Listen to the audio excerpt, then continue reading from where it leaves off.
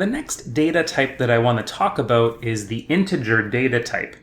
This is really similar to the general numeric type of data that we worked with first, except this data type will not have decimal numbers. What R requires in order to differentiate the input from numeric to integer data type is using this capital L structure. So you'll notice here when I go to assign to object A the number 3, I'm actually going to type 3 capital L. And this tells R that I would like 3 to be of the integer data type. Let's go ahead and try to run all 3 lines of code here. And let's look into the console and see what happens. So it's able to run our first line of code and second line of code okay. We get a warning message for our third line of code, which is trying to assign to C 3.5. But because I'm using capital L, I get a warning message, and R is telling us that, hey, you're trying to save this as integer data type by using capital L, but 3.5 is not an integer. So what it does is it actually is going to save C as the numeric data type.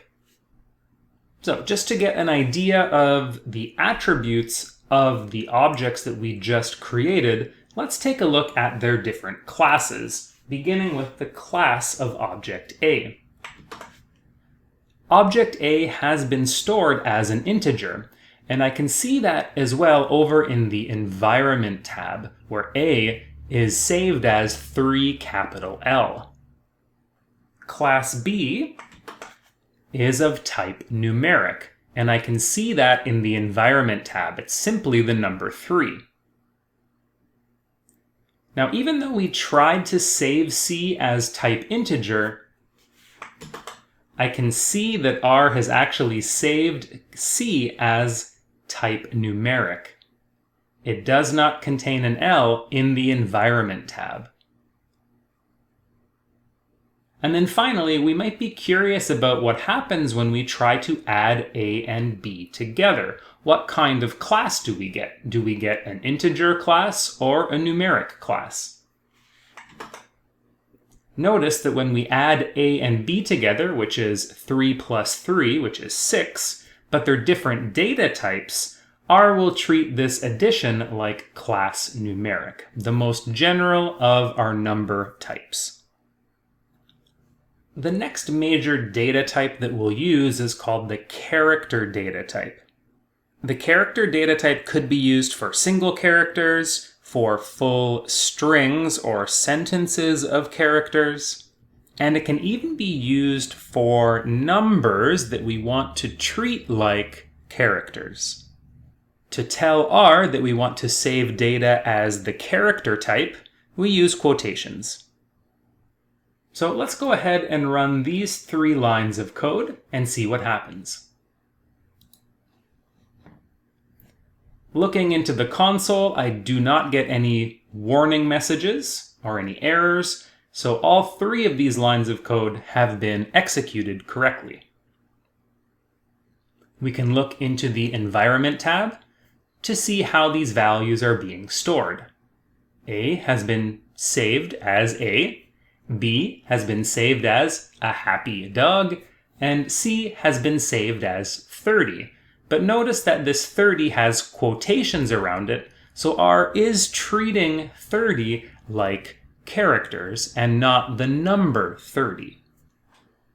And in fact, we can verify that this is the case by running the line of code to ask R what the class of C is. And inside the console, we see that C has been saved as a character and not a number. Finally, the last type of data that I want to discuss in this video is the logical data type. For R, logical data only has 2 options, either true or false. To tell R that we would like to use logical data, we can type in capital letters the word true or the word false. The other option we have is to use a capital T or capital F. Let's go ahead and run these 3 lines of code. I can look into the console and I can see that these 3 lines have been executed correctly. I can look into the Environment tab and I can see that A, B, and C have all been saved as either true or false. One interesting thing that we can do with logical data is we can technically add it together with other logical data. Let's go ahead and try to run A plus B plus C.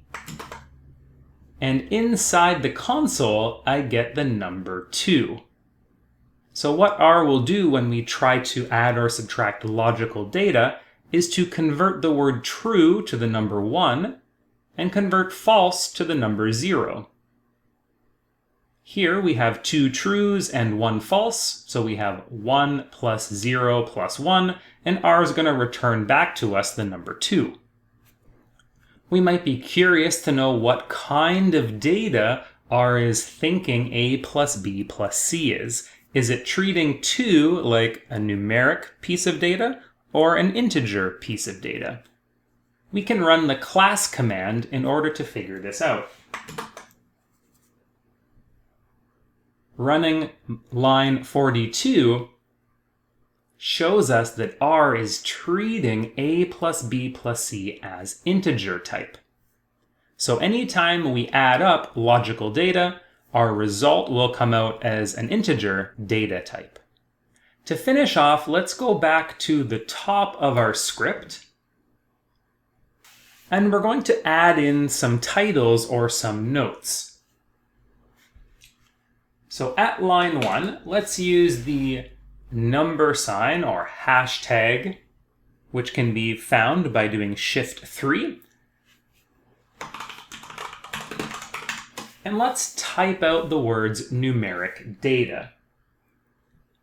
After the word data, let's type in 4 subtraction symbols. Okay, let's scroll down to my line 22. And here, once again, we'll type in the data type that we're using. So, number sign,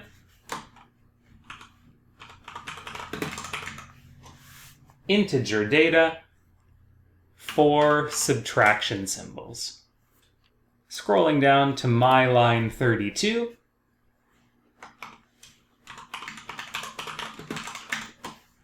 This was character data.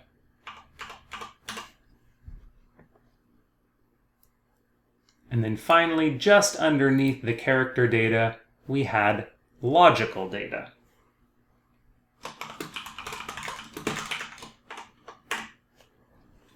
Now you might be wondering why we have used 4 subtraction symbols after our comments like this.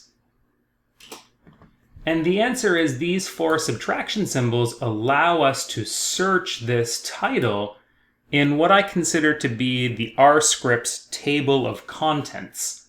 So right in between the R script and the console, there's a little table of contents down here. And if I click, right now I'm in the logical data section. If I click logical data, I now have the ability to go back and find one of the other subsections that I worked on. For example, if I click numeric data, that will take me all the way back to the top. Excellent. So to finish off the video, let's go ahead and save our R script in case we want to use this in the future. If you found this video helpful, feel free to like and subscribe. And as always, if you have any questions about this video, feel free to put those comments down below.